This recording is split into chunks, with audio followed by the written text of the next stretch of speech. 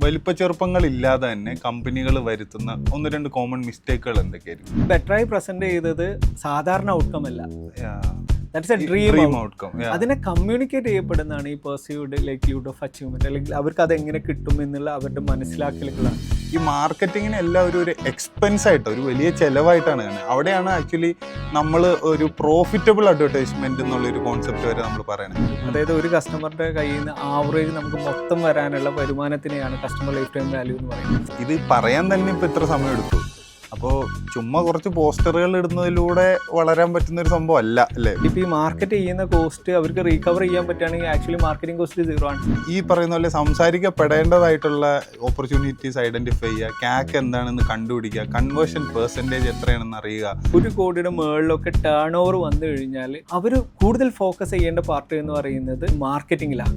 Growth father focus ചെയ്യുന്നതെന്ന് പറഞ്ഞു കഴിഞ്ഞാൽ 1% ഇംപ്രൂവ്മെന്റ്സ് കൊണ്ടുവരിക, അച്ചീവബിൾ ആയിട്ടുള്ള വളരെ ചെറിയ മൈൽ സ്റ്റോൺസ് ആക്കി ബ്രേക്ക് ഡൗൺ ചെയ്യുക.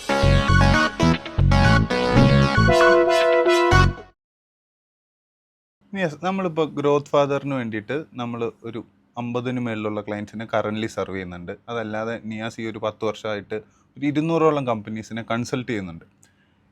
എനിക്ക് ചോദിക്കാനുള്ളതെന്ന് പറഞ്ഞാൽ മാർക്കറ്റിങ്ങിൻ്റെ കാര്യം വരുമ്പോൾ ഈ വലിപ്പ ചെറുപ്പങ്ങളില്ലാതെ തന്നെ കമ്പനികൾ വരുത്തുന്ന ഒരു കോമൺ മിസ്റ്റേക്ക് അല്ലെങ്കിൽ ഒന്ന് രണ്ട് കോമൺ മിസ്റ്റേക്കുകൾ എന്തൊക്കെയായിരിക്കും?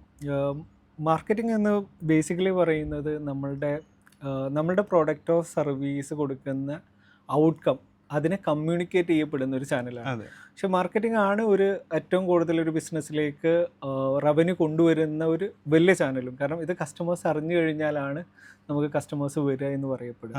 അപ്പോൾ ഇതിലേറ്റവും വളരെ ഇമ്പോർട്ടൻ്റ് ആയിട്ടുള്ള പാർട്ട് നമുക്ക് കസ്റ്റമേഴ്സിന് എന്ത് കൊടുക്കുന്നുണ്ട്, എന്ത് യുണീക്കായിട്ടാണ് നമ്മളുടെ സർവീസ് ഡെലിവർ ചെയ്യുന്നത്, എത്രത്തോളം അവരുടെ ടൈം ആൻഡ് എഫേർട്ടിനെ കുറച്ചിട്ട് നമ്മളുടെ പ്രോഡക്റ്റ് അല്ലെങ്കിൽ സർവീസോ നമ്മൾ കൊടുക്കുന്നതിനെ ഡിപ്പെൻഡ് ചെയ്തിരിക്കും.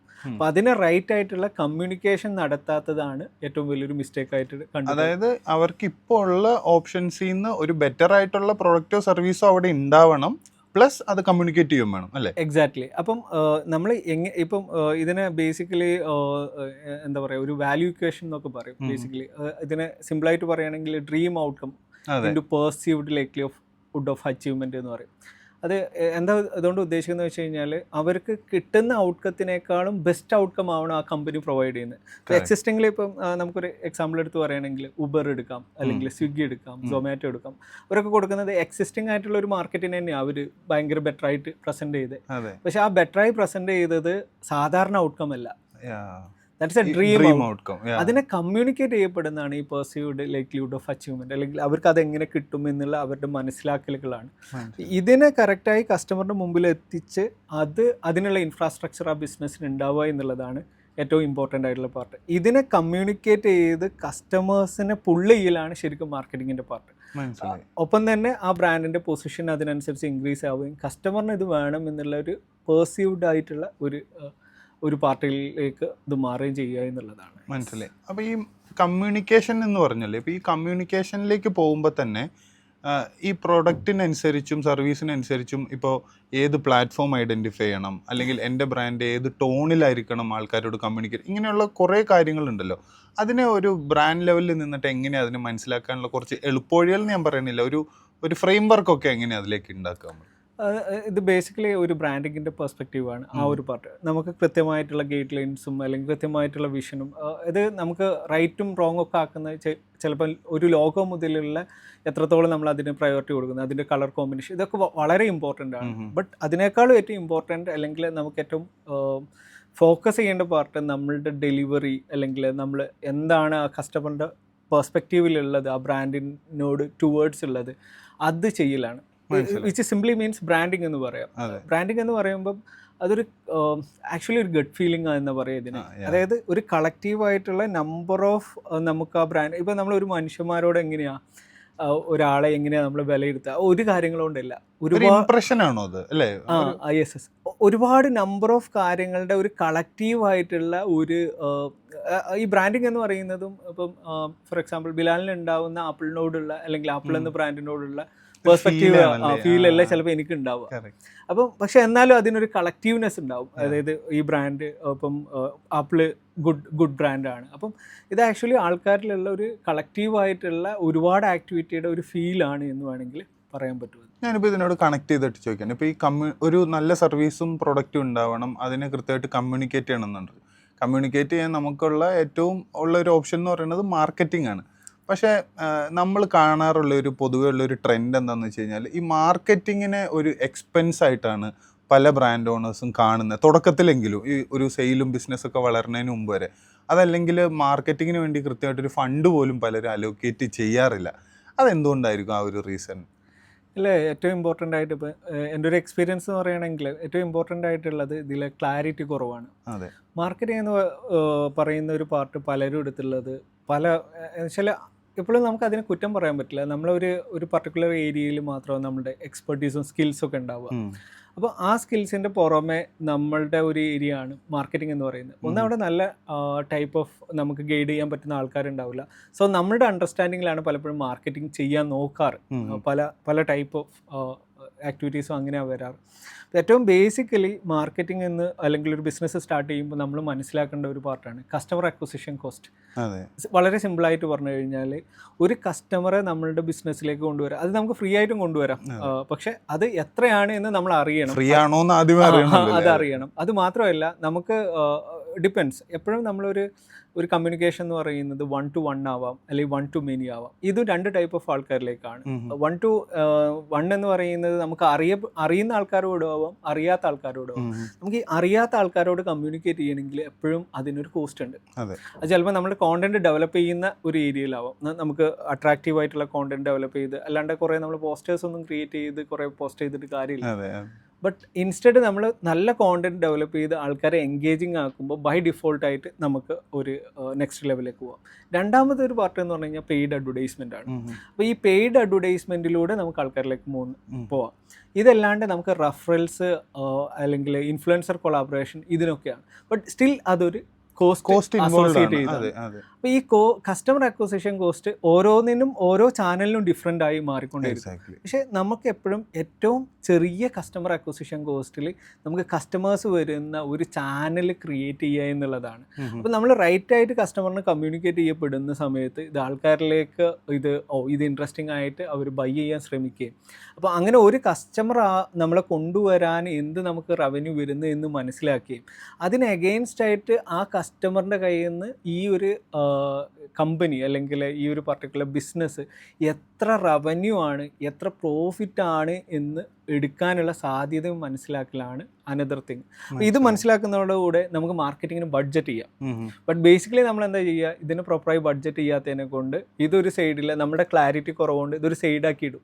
അപ്പോൾ ബേസിക്കലി നമ്മളൊരു കസ്റ്റമറുടെ ഒരു അക്വയർ ചെയ്യാന്ന് പറഞ്ഞു കഴിഞ്ഞാൽ കസ്റ്റമറെ കൊണ്ടുവരാൻ എന്ത് ചിലവുണ്ട്, കസ്റ്റമറുടെ കയ്യിൽ നിന്ന് എന്ത് പ്രോഫിറ്റ് കിട്ടും, അത് കസ്റ്റമർ ലൈഫ് ടൈം വാല്യൂ ആണെങ്കിൽ ചിലപ്പോൾ ഒന്ന് പറയേണ്ടി വരും. അതായത് ഒരു കസ്റ്റമറുടെ കയ്യിൽ നിന്ന് ആവറേജ് നമുക്ക് മൊത്തം വരാനുള്ള വരുമാനത്തിനെയാണ് കസ്റ്റമർ ലൈഫ് ടൈം വാല്യൂ എന്ന് പറയും. അപ്പം ഇപ്പോൾ ഒരു എക്സാമ്പിൾ എഗെയിൻ നമ്മൾ എക്സാമ്പിളിലേക്ക് പോവുകയാണെങ്കിൽ ഇപ്പം ഉബർ പോലുള്ള കമ്പനികളൊക്കെ അല്ലെങ്കിൽ ആ റിലേറ്റഡ് കമ്പനികൾക്കൊക്കെ ഇൻസ്റ്റൻ്റ് ആയിട്ട് ഫുള്ളായിട്ട് റിട്ടേൺ കിട്ടില്ല. Over the period of time അവർ മൾട്ടിപ്പിൾ ആയിട്ട് ഒരു കസ്റ്റമർ യൂസ് ചെയ്യുമ്പം. അതെ, ഇപ്പോൾ നമ്മളൊരു എക്സാമ്പിൾ പറയുമ്പോൾ ഇപ്പോൾ ഗ്രോത്ത് ഫാദറിനെ സംബന്ധിച്ചിടത്തോളം നമുക്കൊരു കസ്റ്റമർ റിട്ടൻഷനാണ് നമുക്ക് കൂടുതലും. അപ്പോൾ മന്ത്ലി ബില്ലിംഗ് വെച്ച് നോക്കുമ്പോൾ നമുക്ക് life time value actually repeated ആണ് കൂട്ടുന്നത്. അത് അങ്ങനെ ആയിരിക്കില്ല പല ബിസിനസ്സുകൾക്കും, അല്ലേ? യെസ്, അത് ഓരോ ബിസിനസ്സിനെ ഡിപ്പെൻഡ് ചെയ്യും. ചിലപ്പോൾ 1 ടൈം സെൽ ചെയ്യുന്ന ആൾക്കാരുണ്ടാവും, അല്ലെങ്കിൽ റിപ്പീറ്റഡ് ആയിട്ട്. അപ്പം നമ്മൾ അതിനെ ഒരു കോമൺ ടെർമിനോളജിയിൽ പറയുന്നതാണ് കസ്റ്റമർ ലൈഫ് ടൈം വാല്യൂ. ആ ലൈഫ് ടൈമിൽ കിട്ടാൻ സാധ്യതയുള്ള, ചിലപ്പോൾ അത് കംപ്ലീറ്റ്ലി നമുക്ക് ആദ്യം തന്നെ കിട്ടാൻ പറ്റൂല. അതിന് നമുക്ക് ചെയ്യേണ്ട മാർക്കറ്റ് റിസർച്ച് ആണ്. മാർക്കറ്റിലുള്ള അതർ കമ്പനീസ് ഒരു ലൈഫ് ടൈം വാല്യൂ സെറ്റ് ചെയ്തിട്ടുള്ള, അതും ഒരു 100% നമുക്ക് പറയാൻ പറ്റില്ലെങ്കിലും വി നീഡ് ടു ഹാവ് വളരെ ഒരു റഫ് ഫിഗർ ഉണ്ടാവണം. എന്നിട്ട് അത് വെച്ചിട്ട് നമുക്ക് എത്ര മാർക്കറ്റിംഗ് ചെയ്യാം, എത്ര പെർസെൻറ്റേജ് നമുക്ക് ടോട്ടൽ വരുന്ന റവന്യൂവിൻ്റെ നമുക്ക് മാർക്കറ്റിംഗ് ചെയ്യാമെന്ന് കണ്ടെത്തിയിട്ട് വേണം അത് ചെയ്യാൻ. രണ്ടാമത്തേത് നമുക്ക് അവിടെ വെച്ചിട്ട് ഒരു ചോദ്യം ചോദിച്ചോട്ടെ, അതിനൊന്ന് ക്ലിയർ ആക്കി പോകാൻ വേണ്ടിയിട്ടാണ്. ഇപ്പോൾ ഒരു കസ്റ്റമർ, ഒരു ബിസിനസ് ഓണർക്ക് അയാളുടെ കസ്റ്റമർ അക്വിസിഷൻ നമ്പർ കിട്ടണം, വാല്യൂ കിട്ടണമെങ്കിൽ അത് എത്ര ടൈം പീരീഡ് എടുക്കുന്ന ഒരു പ്രോസസ്സാണ്? ഈ പറയുന്ന ക്യാമ്പയിൻസ് ഒന്നും ചെയ്യാത്ത ഒരാളെ സംബന്ധിച്ചിടത്തോളം ആണെങ്കിൽ അത് എത്ര ടൈം പീരീഡ് എടുക്കുന്ന ഒരു പ്രോസസ്സായിരിക്കും? ഇത് മെയിൻലി ഡിപ്പെൻഡ്സ് അപ്പോൺ വിസിബിലിറ്റി എന്ന് പറയാം. ഫോർ എക്സാമ്പിൾ പറയുകയാണെങ്കിൽ ഇത് നമ്മൾ കംപ്ലീറ്റ്ലി ഡിജിറ്റലി പറയുന്ന പോലെ ഫീൽ ചെയ്യും, പക്ഷെ ആക്ച്വലി അല്ല. ഇപ്പം നമ്മളൊരു ഹോസ്പിറ്റൽ അല്ലെങ്കിൽ ഈവൻ ഒരു സ്കൂള് അല്ലെങ്കിൽ ഒരു മോള്, ഇതൊക്കെ അവിടെ ആ ഇൻഫ്രാസ്ട്രക്ചറിൽ ഡെവലപ്പ് ചെയ്യാൻ ഒരു ഹ്യൂജ് കോസ്റ്റ് ഉണ്ട്. അത് അടക്കം ഈ കസ്റ്റമർ അക്വിസിഷൻ്റെ കോസ്റ്റിൻ്റെ പാർട്ടാണ്. കാരണം അത്രയും വലിയൊരു ഇൻവെസ്റ്റ്മെൻറ്റ് നടത്തിയാലേ അവിടെ ആൾക്കാർ വരുള്ളൂ. ഇപ്പോൾ ഒരു ചെറിയൊരു കടയിലേക്ക് വരുന്നതും വലിയൊരു മോളിലേക്ക് വരുന്നതും ആൾക്കാരുടെ count difference actually part of marketing investment ആണ്. കാരണം ബൈ ഡിഫോൾട്ട് ഒരു വിസിബിലിറ്റി ഉള്ള സ്ഥലത്ത് ആൾക്കാരെ വരാൻ വേണ്ടിയിട്ടുള്ള ആ ഒരു സെറ്റപ്പ് ചെയ്യുന്നത്. ഇത് കണ്ടെത്തുക എന്ന് പറഞ്ഞു കഴിഞ്ഞാൽ പല ആംഗിളിലും കണ്ടെത്താം, പക്ഷേ ഡിജിറ്റലി കുറച്ചും കൂടി ഈസി ആയിട്ട് കണ്ടെത്താം. ഇപ്പോൾ ഇങ്ങനെ നോക്കുമ്പോൾ ഇതെല്ലാം നമ്മൾ ഐഡൻറ്റിഫൈ ചെയ്യേണ്ടി വരും. പക്ഷേ ഡിജിറ്റലി നമുക്ക് ഈസിയായി കണ്ടെത്തുക പറഞ്ഞു കഴിഞ്ഞാൽ ലീഡ് ജനറേഷൻ ചെയ്യുക, അതിൽ ഇത്ര ലീഡ് വരുമ്പോൾ ഒരാൾ കൺവേർട്ട് ആവുന്നുണ്ടെങ്കിൽ ആ വന്നതിന് എത്ര കോസ്റ്റാണ്, വളരെ സിമ്പിൾ. ബട്ട് ഇത് എല്ലാ ബിസിനസ്സിലേക്കും അപ്ലൈ ചെയ്യാൻ പറ്റില്ല. ബട്ട് അപ്ലൈ ചെയ്യാൻ പറ്റുന്ന ബിസിനസ്സിൽ ഇഷ്ടം പോലെ ഉണ്ട്. അവർക്ക് എന്തായാലും ഇത് വളരെ ഈസി ടൂളാണ്. അത് മാത്രമല്ല, അത് ഐഡന്റിഫൈ ചെയ്യാന്ന് പറയുന്നത് ശരിക്കും പറഞ്ഞാൽ നമ്മുടെ മുന്നോട്ടുള്ള പ്ലാനിൽ വളരെ കീ ഒരു ഫിഗർ അതാണല്ലേ? സിമ്പിളായി പറയാം, നമുക്കിപ്പോൾ ഒരു 10% കസ്റ്റമർ അക്വിസിഷൻ കോസ്റ്റ് വരുന്നത്, which means every 10 rupees we spend 100 rupees we get. നമുക്ക് 20% പ്രോഫിറ്റ് മാർജിൻ ഉണ്ടെങ്കിൽ ഇതിലെന്താ നമ്മൾ മനസ്സിലാക്കേണ്ടത്? എവര് 10 രൂപ ഇട്ടാൽ 10 രൂപ നമുക്ക് കിട്ടും. പക്ഷെ ഈ 10 എന്നുള്ള കൗണ്ട് നമുക്ക് ലിമിറ്റഡ് അല്ല, ഇൻക്രീസ് ചെയ്യാം. എത്ര തവണയും 10 രൂപ സ്പെൻഡ് ചെയ്യാം. അപ്പോൾ അതിനനുസരിച്ച് ഫുള്ളായി റീകവർ ചെയ്തു. ആക്ച്വലി ഇതിനെ സീറോ കോസ്റ്റ് അല്ലെങ്കിൽ പ്രോഫിറ്റബിൾ മാർക്കറ്റിംഗ് എന്നുള്ള ലെവൽ വരെ കാണാം. എൻ്റെ അടുത്ത ചോദ്യം അതിനെ പറ്റിയായിരുന്നു. ഇപ്പം നിയാസ് പല സെഷൻസിലും പറയാറുള്ള ഒരു ടെർമിനോളജിയാണ് ഈ പ്രോഫിറ്റബിൾ അഡ്വർടൈസിങ്. അതായത് എങ്ങനെ പ്രോഫിറ്റബിൾ ആയിട്ട് അഡ്വർടൈസ് ചെയ്യാം. അതിനോട് ഞാൻ ആദ്യത്തെ ഒരു ചോദ്യത്തിനെ കണക്ട് ചെയ്യുന്നുണ്ട്. ഈ മാർക്കറ്റിങ്ങിന് എല്ലാം ഒരു എക്സ്പെൻസ് ആയിട്ട്, ഒരു വലിയ ചിലവായിട്ടാണ് കാണുന്നത്. അവിടെയാണ് ആക്ച്വലി നമ്മൾ ഒരു പ്രോഫിറ്റബിൾ അഡ്വർടൈസ്മെന്റ് എന്നുള്ളൊരു കോൺസെപ്റ്റ് വരെ നമ്മൾ പറയണത്. അതിനെപ്പറ്റി ഒന്ന് വിശദീകരിക്കണം. യെസ്, ഇത് ഇപ്പം പ്രോഫിറ്റബിൾ അല്ലെങ്കിൽ സീറോ കോസ്റ്റ് മാർക്കറ്റിംഗ് എന്നൊക്കെ പറയുന്നത്, ഇതും ഞാൻ ഒരു എക്സ്ക്യൂസ് എടുക്കുകയാണെങ്കിലും കുറച്ച് കമ്പനികൾക്ക് ഇത് പോസിബിൾ ആവില്ല, ഒരു പെർസെൻറ്റേജ് ഓഫ് കമ്പനികൾക്ക് ഇത് പോസിബിൾ ആവില്ല. പക്ഷേ ഒരു വലിയൊരു പെർസെൻറ്റേജ് ഓഫ് കമ്പനികൾക്ക് ഇപ്പോൾ എഡ്യൂക്കേഷൻ ആവാം, റിയൽ എസ്റ്റേറ്റ് ആവാം, അല്ലെങ്കിൽ നമ്മളുടെ ഈവൻ ഹോസ്പിറ്റൽസ് ആവാം, അല്ലെങ്കിൽ ഇങ്ങനെ പറയുന്ന ഒരു വലിയൊരു പെർസെൻറ്റേജ് ഓഫ് കമ്പനികൾക്ക് ഇത് ഈസിലി അക്സെപ്റ്റബിൾ ആണ്.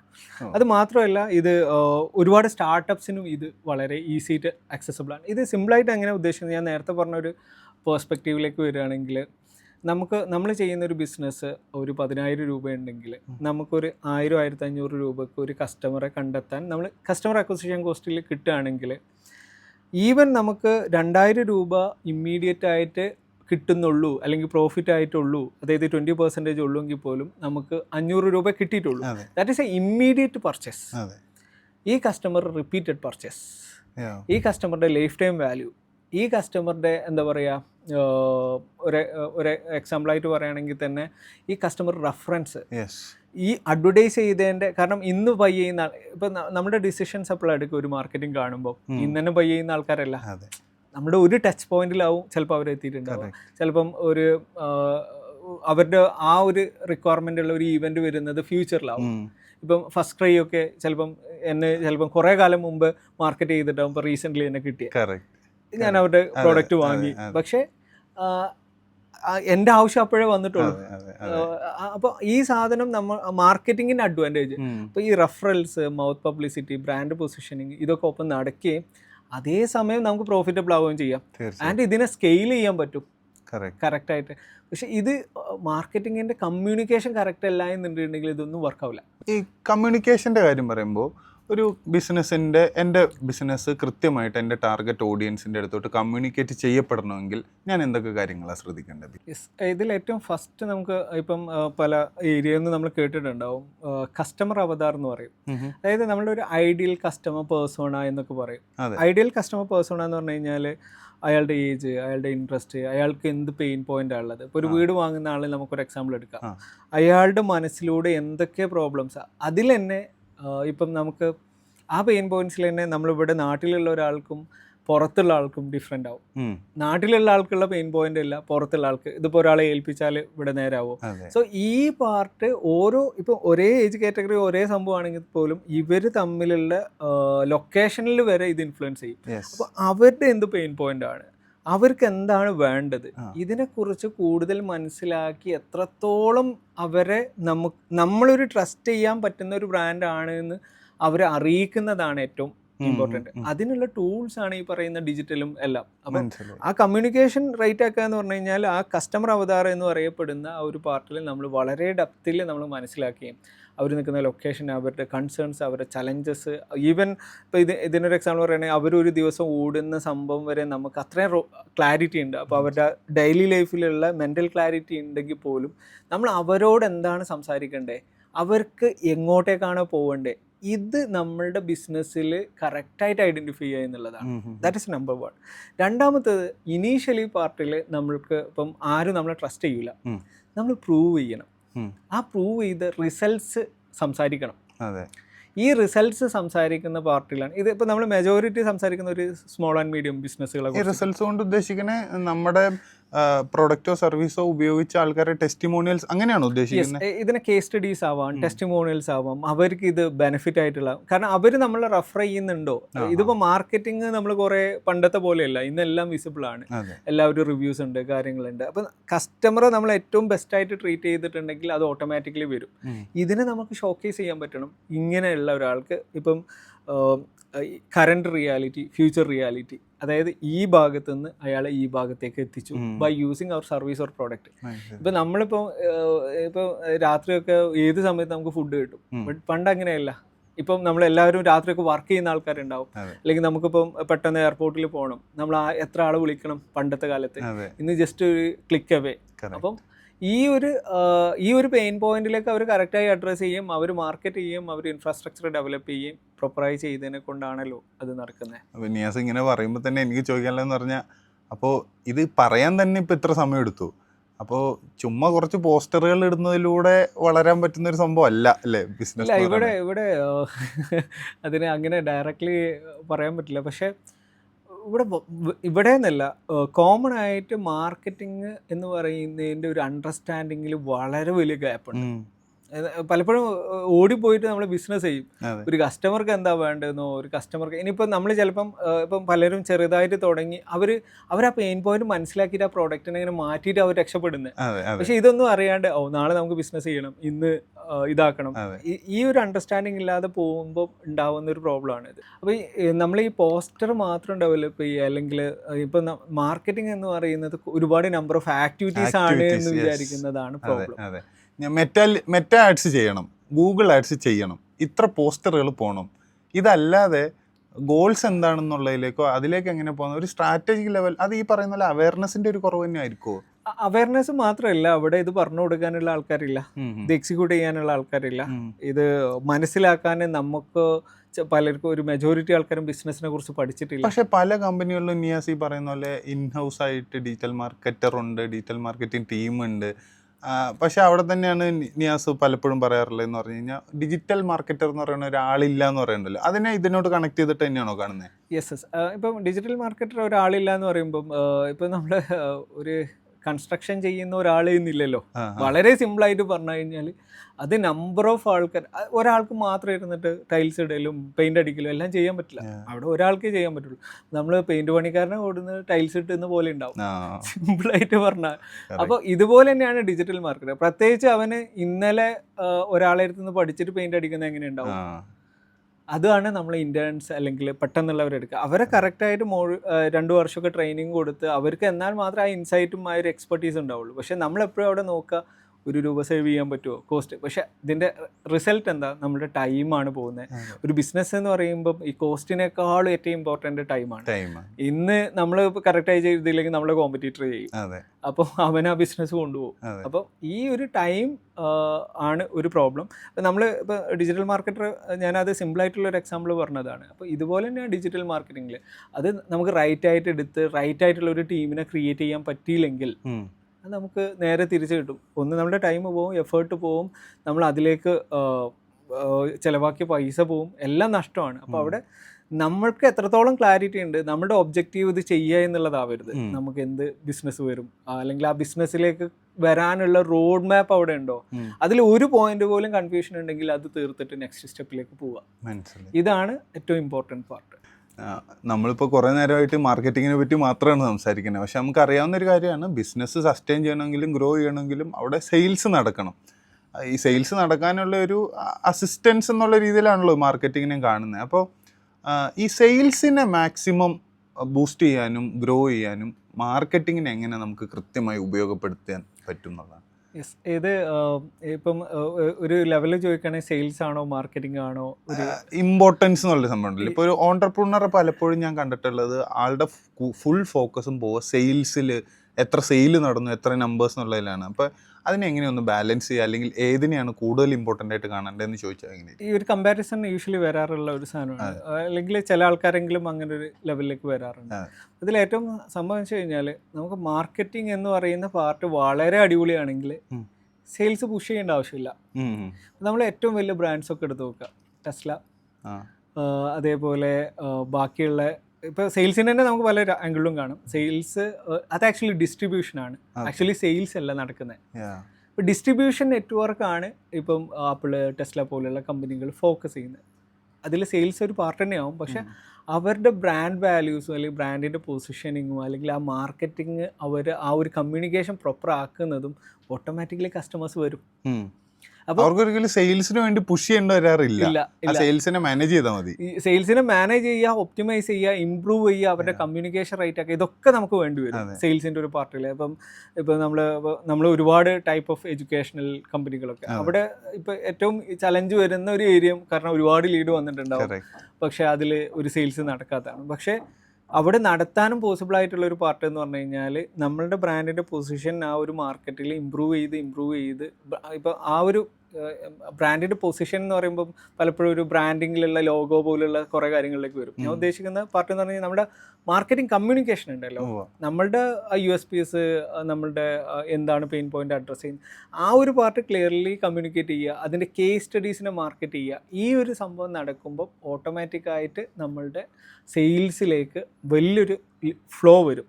അത് നമ്മൾ ഫുൾഫിൽ ചെയ്യുക, അതിനെ ഇമ്പ്രൂവ് ചെയ്യുക. അവിടെ നമുക്ക് ഇപ്പോൾ രണ്ടാമത്തെ ഒരു പാർട്ട് എന്ന് പറഞ്ഞു കഴിഞ്ഞാൽ സെയിൽസിൻ്റെ കൺവേർഷൻ പെർസെൻറ്റേജ്. ഇപ്പോൾ 100 ലീഡ് അല്ലെങ്കിൽ 100 എൻക്വയറി വരുന്ന സമയത്ത്, അല്ലെങ്കിൽ 100 വാക്ക് ഇൻ വരുന്ന സമയത്ത് എത്ര പെർസെൻറ്റേജ് കൺവേർട്ട് ആവുന്നുണ്ട്, നമുക്ക് അടുത്തൊരു ക്വാർട്ടറിലേക്ക് ഒരു 20% ഇമ്പ്രൂവ് ചെയ്യാൻ പറ്റുമോ? അപ്പോൾ ഇവിടെ നടക്കുന്ന ഒരു സംഭവം എന്താ വെച്ച് കഴിഞ്ഞാൽ, ഇപ്പോൾ നമുക്ക് 1% കൺവേർഷൻ നടക്കുന്ന ഒരു സ്ഥലത്ത് അതിന് 2%ലേക്ക് സ്റ്റിൽ നമ്മൾ 98 ആൾക്കാരെ നോക്കിയിട്ടില്ല. ഈ 2%ലേക്ക് കൺവേർഷൻ മാറ്റുമ്പോൾ പക്ഷെ ബിസിനസ് ഡബിളാണ്. നമ്മൾ ആദ്യത്തെ പാർട്ടിൽ 1% എന്ന് പറയുന്ന പാർട്ടിൽ ഇപ്പോൾ നമുക്ക് 1 ലക്ഷം രൂപയുടെ ബിസിനസ് നടന്നു വിചാരിക്കുക. സെയിം സ്ഥാനത്ത് 2 ആൾക്കാർ 100 പേര് എൻക്വയറി ചെയ്യുന്ന സമയത്ത് ഇരട്ടിയായി. അപ്പോൾ ചെറിയ ഒപ്റ്റിമൈസേഷൻ, അപ്പോൾ ചിലപ്പോൾ നമുക്ക് ഇരട്ടി ആവുമ്പോഴാവും നമ്മുടെ ബിസിനസ് രക്ഷപ്പെടുക. അപ്പോൾ സെയിൽസ് ഇമ്പോർട്ടൻ്റ് ആണ്, ബട്ട് ആ മാർക്കറ്റിംഗ് ഡ്രൈവ് ചെയ്യുന്ന സെയിൽസ് ആണ് ഏറ്റവും ഇമ്പോർട്ടൻറ്റ്. നമുക്കെപ്പോഴും ഇപ്പം നെറ്റ്വർക്കിംഗ് പോലെയുള്ള പാർട്ടികൾ ഇതൊക്കെ നല്ല തന്നെ, ഒരു പ്രത്യേകിച്ച് ഒരു ഏർലി സ്റ്റേജ് കമ്പനികളെ സംബന്ധിച്ചിടത്തോളം നമുക്ക് നല്ല നെറ്റ്വർക്കിംഗ് ചെയ്യുക, അല്ലെങ്കിൽ നമുക്ക് ഒരുപാട് നെറ്റ്വർക്കിംഗ് ഓപ്പർച്യൂണിറ്റീസ്, പ്രോഗ്രാംസ് ഇതൊക്കെ ഉണ്ടല്ലോ, അതൊക്കെ നമ്മൾ ഡെഫിനറ്റ്ലി ഇനീഷ്യൽ സ്റ്റേജിൽ ചെയ്യണം. ബട്ട് അതിനെപ്പോഴും ഒരു ലിമിറ്റ് ഉണ്ടാവും. ആ ലിമിറ്റ്, അപ്പോൾ നമ്മൾ ഏറ്റവും കൂടുതൽ സെയിൽസ് എന്ന് പറയുന്ന ഒരുപാട് ടൈപ്പ് ഓഫ് മെസ്സേജസ് ഒക്കെ നമ്മൾ കണ്ടിട്ടുണ്ടാവും. പക്ഷെ ഇതിൻ്റെ ഒരു പ്രോബ്ലം എന്താ വെച്ച് കഴിഞ്ഞാൽ, നമുക്ക് മാക്സിമം കണക്ട് ചെയ്യാൻ പറ്റുന്ന ഒരു നമ്പർ ഓഫ് ആൾക്കാർ ഒരു 200, മാക്സിമം ഒരു 300 ഒക്കെ ആൾക്കാരാവും ഇൻ എ ഇയർ എന്ന് വേണമെങ്കിൽ പറയാം. അതായത് നമുക്ക് കണക്റ്റഡ് ആയി നിൽക്കാൻ അത്രേ പറ്റത്തുള്ളൂ. അല്ലെങ്കിൽ നമ്മൾ ബൈ ഡിഫോൾട്ടായിട്ട് അവരായിട്ട് ഇൻട്രാക്ട് ചെയ്ത് നമ്മൾ അവരായിട്ട് നല്ല റിലേഷൻഷിപ്പ് ബിൽഡ് ചെയ്ത് ബെസ്റ്റായിട്ട് അതിൻ്റെ മുകളിൽ കയറുന്ന ആൾക്കാരുണ്ടാവും, അത് എക്സെപ്ഷനലാണ്. പക്ഷെ അത് വളരെ കുറഞ്ഞ നമ്പർ ഓഫ് ആൾക്കാരെ ഉണ്ടാവും. അതിൽ തന്നെ നമ്മളായിട്ട് വളരെ ക്ലോസ്ലി റിലേറ്റഡ് ആയിട്ടുള്ള ഒരു 10 to 15%, ഒരു 30 to 50 പേരെ ഉണ്ടാവുള്ളൂ. അവിടുന്ന് നമുക്ക് എത്ര ബിസിനസ് കിട്ടും, അത് വെച്ചിട്ട് നമുക്ക് എങ്ങനെ നമ്മളുടെ ബിസിനസ് വലിയ പ്ലാനുകളിലേക്ക് കൊണ്ടുപോകാൻ പറ്റും? ഇത് അധികം കേൾക്കാത്ത ഒരു ആംഗിളാണല്ലോ. ഇപ്പോൾ സാധാരണ ഒരു പുതിയ ബിസിനസ് ഓണറോട് എല്ലാവരും ഞാൻ പറഞ്ഞു കേട്ടിട്ടുള്ളതെന്ന് പറഞ്ഞാൽ, നിങ്ങൾ മാക്സിമം പോയി നെറ്റ്വർക്ക് ചെയ്യാനാണ് പറഞ്ഞേക്കണേ, മാക്സിമം കണക്ഷൻസ് ഉണ്ടാക്കാനാണ് പറഞ്ഞേക്കണേ. ഇത് അങ്ങനെ നോക്കുമ്പോൾ ഇതൊരു വേറൊരു ആംഗിൾ. ഇത് നമ്മൾ ഫസ്റ്റ് സ്റ്റെപ്പ് എടുക്കാൻ, ഇപ്പം ഒരു ഓണ്ടർപ്രണർ ജേണി എന്ന് പറയുന്നത് ഒരു വലിയൊരു ജേണിയാണ്. അതായത് ആദ്യത്തെ ഒരു സ്റ്റേജ് എന്ന് പറയുമ്പോൾ നമ്മളൊരു ഫൗണ്ടേഷണൽ സ്റ്റേജ് എന്ന് പറയും. നമുക്ക് കുറച്ച് റവന്യൂ ഉണ്ടാവും, 1 or 2 സ്റ്റാഫ്, ഇല്ലെങ്കിൽ ചിലപ്പോൾ നമ്മൾ തന്നെ ആവും എല്ലാം ചെയ്യുന്നത്. അത് കഴിഞ്ഞിട്ടൊരു സ്റ്റേജ് ഉണ്ട്. അങ്ങനെ ഇതിന് വേറെ കുറേ സംഭവങ്ങളൊക്കെ ഉണ്ട്, ബില്യണയർ കോഡ് എന്നൊക്കെ പറഞ്ഞിട്ട്. അപ്പോൾ ഇതിൽ നമ്മൾ ശരിക്കും ഒരു ഓൺടർപ്രണർ എന്ന് വിളിക്കുന്ന ആളെ ഒരു 1000 കോടിയൊക്കെ ചെയ്യുന്ന ആളാന്നൊക്കെ പറയപ്പെടും. പക്ഷെ നമുക്ക് നമ്മളുടെ ഇഷ്ടത്തിനനുസരിച്ച് വിളിക്കാം. അപ്പോൾ ഈ ഓരോ സ്റ്റേജിലും നമുക്ക് ഫുൾഫിൽ ചെയ്യാൻ ഓരോ ആക്ടിവിറ്റിയാണ്. അപ്പോൾ ഏർലി സ്റ്റേജസിൽ ഇത് നമ്മൾ ചെയ്യണം. കാരണം അപ്പോൾ നമുക്ക് എന്താ പറയുക, നമ്മുടെ കയ്യിൽ ഇനഫായിട്ടുള്ള ക്യാഷ് ഫ്ലോ ഉണ്ടാവില്ല. അപ്പോൾ ക്യാഷ് ഫ്ലോ ഉണ്ടാവാൻ വേണ്ടിയിട്ട് നമ്മൾ തന്നെ ഇറങ്ങണം. പക്ഷെ ഇപ്പോൾ ഒരു എക്സാമ്പിൾ പറയുകയാണെങ്കിൽ 1 കോടിയുടെ മുകളിലൊക്കെ ടേൺ ഓവർ വന്നു കഴിഞ്ഞാൽ അവർ കൂടുതൽ ഫോക്കസ് ചെയ്യേണ്ട പാർട്ട് എന്ന് പറയുന്നത് ശരിക്കും പറഞ്ഞു കഴിഞ്ഞാൽ മാർക്കറ്റിങ്ങിലാണ് അവരുടെ ഫോക്കസ്. കാരണം എന്ന് വെച്ചാൽ അവർ ഇപ്പം ഇത്രയും കാര്യങ്ങൾ ചെയ്യുമ്പോൾ എന്താ വേറൊരു ആംഗിളിലുള്ള പ്രോബ്ലം എന്ന് പറഞ്ഞു കഴിഞ്ഞാൽ നമുക്ക് ടൈം ഉണ്ടാവില്ല. ഇപ്പം നമുക്ക് ഒരു മാസം എത്ര ആൾക്കാരെ സെയിൽസിൽ മീറ്റ് ചെയ്യാൻ പറ്റും, അതിൽ എത്ര കൺവേർഷൻ നടത്താൻ പറ്റും. ഇങ്ങനെ നോക്കുമ്പോൾ നമ്മൾ ഒരു 20 ആൾക്കാർ ഒരു മാസത്തിൽ മീറ്റ് ചെയ്യുമ്പം അതിൽ നമുക്ക് 10 ആളായിട്ട് ബിസിനസ് നടത്താൻ പറ്റുകയാണെങ്കിൽ, ഞാൻ പറയുന്നത് ഒരു ഡിഫറെൻറ്റ് ടൈപ്പ് ആംഗിളിലാണ്.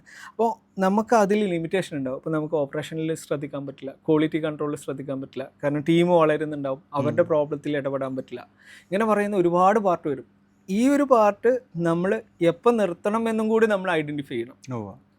സെയിൽസിൽ നമ്മളിങ്ങനെ കണ്ടിന്യൂസ്ലി ഇറങ്ങുന്ന പാർട്ട് നമ്മൾ ഏത് സ്റ്റേജിൽ നമ്മൾ പോസ് ചെയ്ത് ഇനി മാർക്കറ്റിങ്ങിലാക്കി സെയിൽസ് ടീമിനെ സെറ്റ് ചെയ്ത് മാർക്കറ്റിങ്ങിൻ്റെ പുഷ് കൊണ്ട് സെയിൽസ് ഓട്ടോമാറ്റിക്കലി നടക്കുന്ന ഒരു സ്റ്റേജിലേക്ക് നമ്മൾ മാറേണ്ടതുണ്ട്. ഇപ്പോൾ നമ്മൾ റീസെൻ്റ്ലി ആ ഒരു സംഭവമാണ്. ഇപ്പോൾ ടീമിൻ്റെ കാര്യം പറഞ്ഞു. ഇപ്പോൾ ഏതൊരു കമ്പനി എടുത്താലും നമ്മൾ ശ്രദ്ധിച്ചിട്ടുണ്ട്, അവിടെ ഒരു സെയിൽസ് ടീം ഉണ്ടാവും, ഫിനാൻസ് ടീം ഉണ്ടാവും, HR ടീം ഉണ്ടാവും. പക്ഷേ മാർക്കറ്റിങ്ങിൻ്റെ കാര്യം മാത്രം വരുമ്പോൾ അവിടെ പലപ്പോഴും ഒരു മാർക്കറ്റിംഗ് എക്സിക്യൂട്ടീവ് അല്ലെങ്കിൽ ഒരു ഡിജിറ്റൽ മാർക്കറ്റർ, ഒരു മാർക്കറ്റിംഗ് മാനേജർ വരെയൊക്കെ പോകും പലപ്പോഴും. പക്ഷേ നിയാസ് പറഞ്ഞ പോലെ ഇതൊരു ഒരുപാട് സ്കിൽ സെറ്റ് വേണ്ടി വരുന്നൊരു സംഭവമാണ്. സോ ഗ്രോത്ത് ഫാദർ അഡ്രസ്സ് ചെയ്യാൻ ശ്രമിക്കുന്ന ഒരു പെയിൻ പോയിൻറ്റും അതാണല്ലോ. നമ്മൾ കൊടുക്കുന്ന ടീമിൻ്റെ ഒരു എഫിഷ്യൻസി നമ്മളെങ്ങനെ ഉറപ്പുവരുത്തുക? നമ്മളൊരു കമ്പനിക്ക് ഒരു ടീമിനെ പ്രൊവൈഡ് ചെയ്യുന്നു എന്ന് പറയുമ്പോൾ എന്തെല്ലാം നമ്മൾ വി മേക്കിംഗ് ഷുവർ? ഇതിൽ നമ്മൾ ഏറ്റവും ഇമ്പോർട്ടൻ്റ് ആയിട്ട് നോക്കേണ്ടതെന്ന് വെച്ച് കഴിഞ്ഞാൽ, നമ്മളുടെ നേരത്തെ നമ്മൾ സംസാരിച്ച പാർട്ടിലേക്ക് തന്നെ വരികയാണ്, നമ്മുടെ ഒബ്ജക്റ്റീവിനനുസരിച്ചിട്ടാണ്. ഈ മാർക്കറ്റിങ്ങിനും നമുക്ക് ഒബ്ജക്റ്റീവ് സെറ്റ് ചെയ്യാം. നമുക്ക് എന്ത് ഇമ്പാക്റ്റ് ക്രിയേറ്റ് ചെയ്യണം, അല്ലെങ്കിൽ മാർക്കറ്റിൽ എത്ര പൊസിഷൻ നമുക്ക് എടുക്കാൻ പറ്റണം, അല്ലെങ്കിൽ മാർക്കറ്റിങ്ങിൻ്റെ റിസൾട്ടിലേക്ക് എവിടെയൊക്കെയാണ് പോകേണ്ടത്. മാർക്കറ്റിങ്ങിൻ്റെ ഫൈനൽ റിസൾട്ട് സെയിൽസ് തന്നെയാണല്ലോ.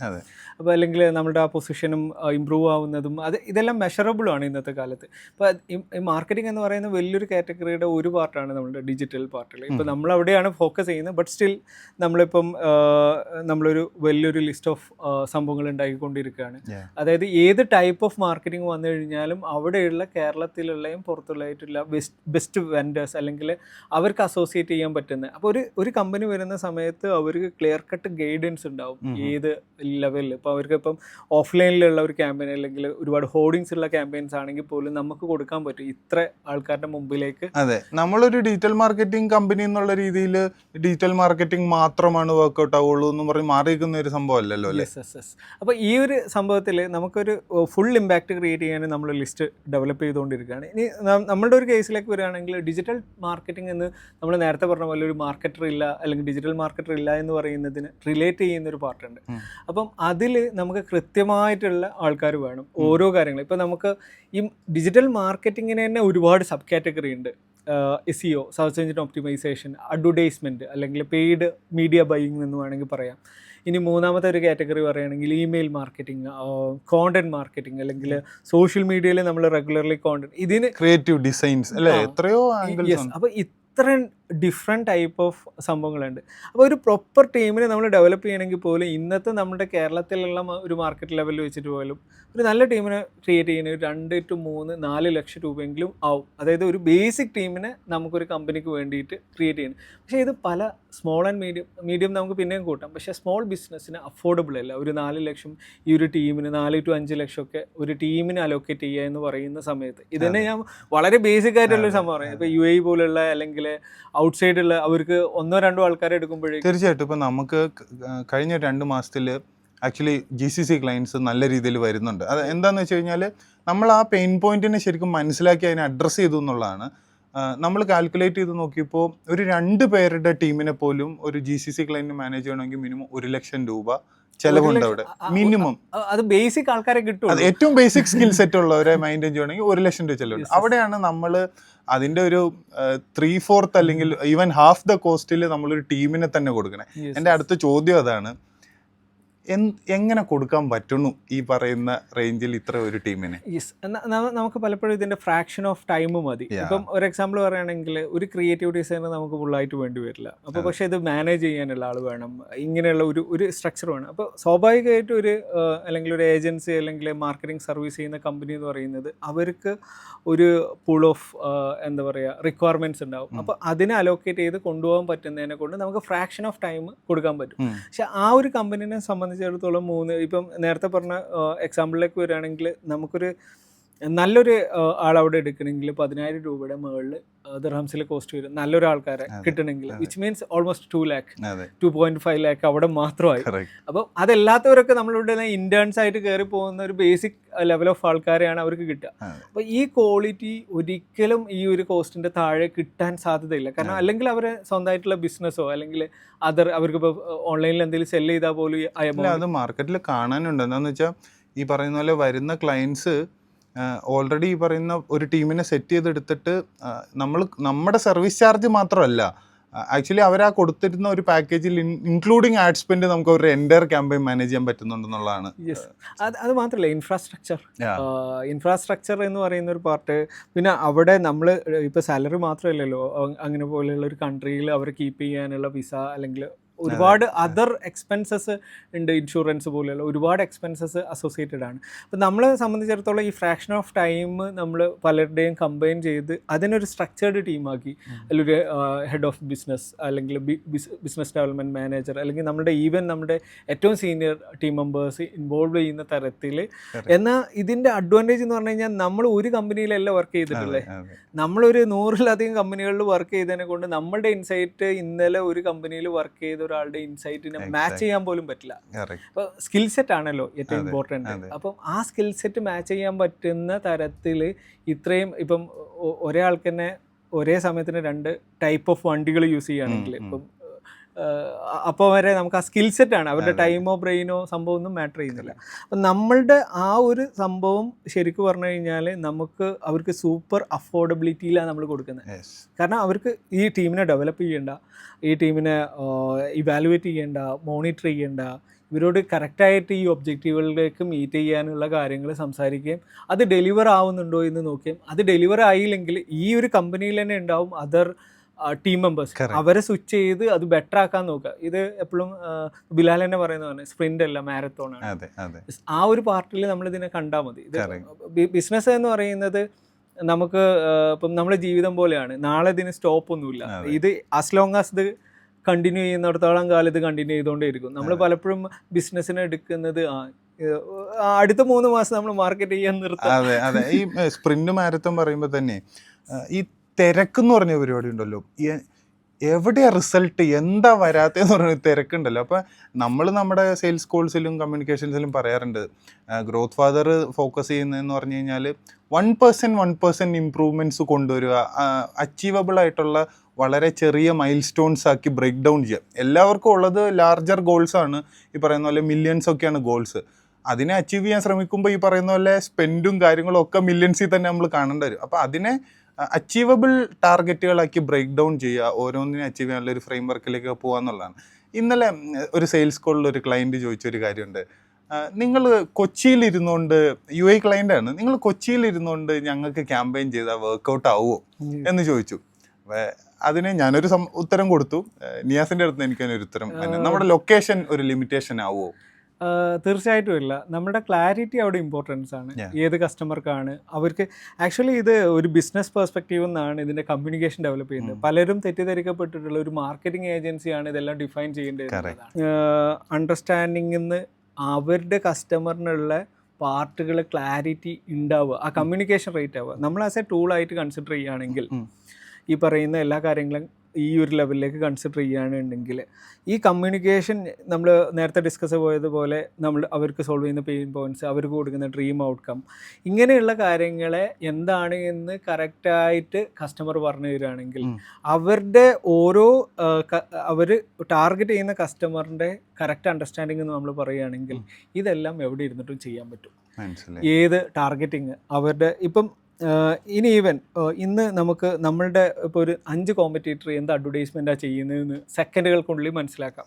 അവർക്ക് എസ്റ്റിമേറ്റ് ആയിട്ട് എത്ര അറ്റ് എ ടൈമിൽ ഗൂഗിളിൽ അഡ്വർടൈസ് ചെയ്യുന്നു, യൂട്യൂബിൽ അഡ്വർടൈസ് ചെയ്യുന്നുണ്ട്, ഈ എത്ര പേര് അവരുടെ വെബ്സൈറ്റിലേക്ക് വരുന്നുണ്ട്, ഏതൊക്കെ ചാനലിലൂടെയാണ് വെബ്സൈറ്റിലേക്ക് വരുന്നത്, ഏതൊക്കെ കീവേഡ്സ് ആണ് അവർ ഫസ്റ്റിൽ റാങ്ക് ചെയ്ത് ആൾക്കാരെ കൊണ്ടുവരുന്നത്, ഇങ്ങനെയുള്ള എല്ലാം നമുക്ക് അവിടെ ഇരുന്ന് നോക്കാം. കാരണം ഇൻ്റർനെറ്റ് ഈസ് ഓപ്പൺ. നമ്മൾ ഇരിക്കുന്ന ലൊക്കേഷനുമായിട്ട് യാതൊരു ബന്ധവുമില്ല.